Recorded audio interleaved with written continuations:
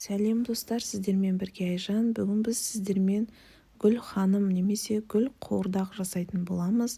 Менің каналыма тіркеліп, лайк басып, комментарий жазуды ұмытпаңыздар. Осындай керемет, әдемі тағамды сіздермен бөлісетін боламын. Бір зуалақ қамырымыз жетеді. Осылай бір көше жетеді. Пиязды майдалап турап аламыз. Майға жақсылап қызартып турамыз. Şimdi осыған сәбізімізді саламыз. Сәбізімізді салып, араластырамыз.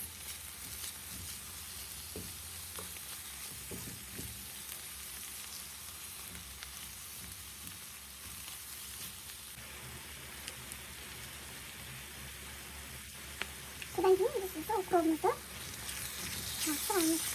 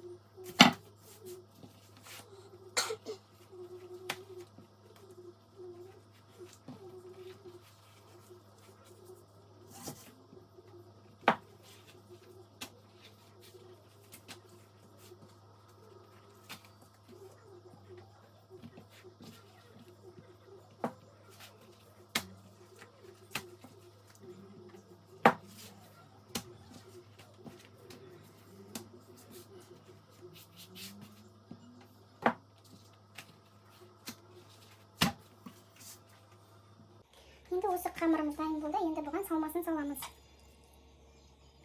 Сәбізіміз бен жаңағы пиязымызды, укробымызды араластырған салмамызды салып шығамыз.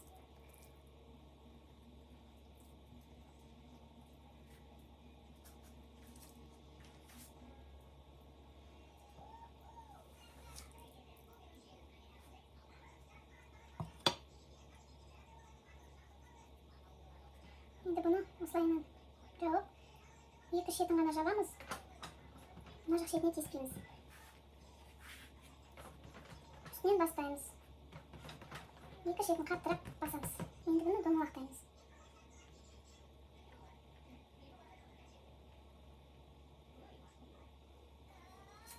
Дайын болды.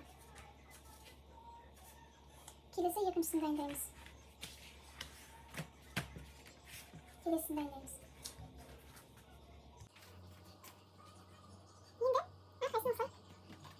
Екі шетін басамыз, мына жақтарын бастаймыз.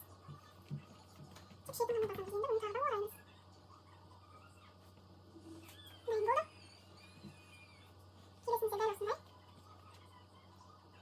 Екі шетін жақсылап басамыз. Суып кетпес үшін.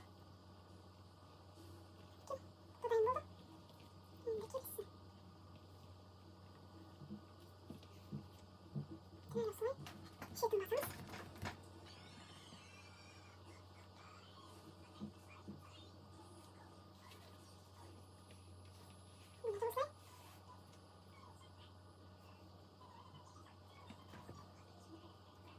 Şekil basarız.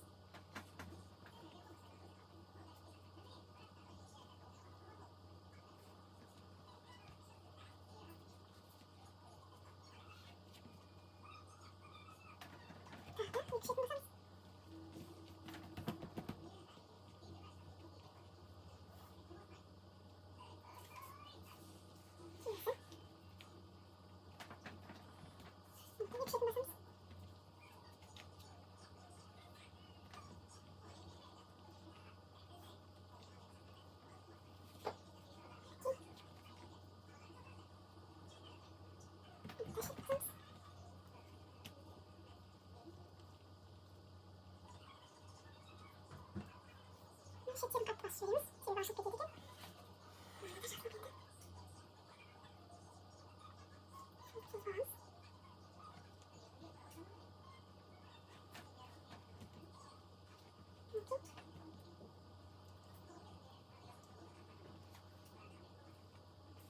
Şimdi son kısım. Bunu değil soy. Şu akşamımız. Can bir şey katacağız. Şimdi varız. Şimdi bizden şazağın tozumuzdan çıktı. Ben boylamızı kurtturmalarımıza ait. Şimdi usunu mantalarımızda salıp jar saatқа pişirip alamız. Kaynatıp alamız. Mantalarımızı saldık. Şimdi piyazımızın yanına koyduk. Sütüyle aralattırıp yoğurlatırız. Piyazı yaktık.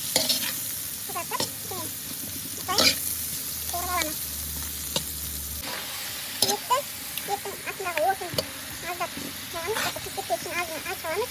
Отынды енді бұл қуырдақтың бірінше араластырып отыруымыз керек. Біздің қуырдағымызда мына су шығып жатыр.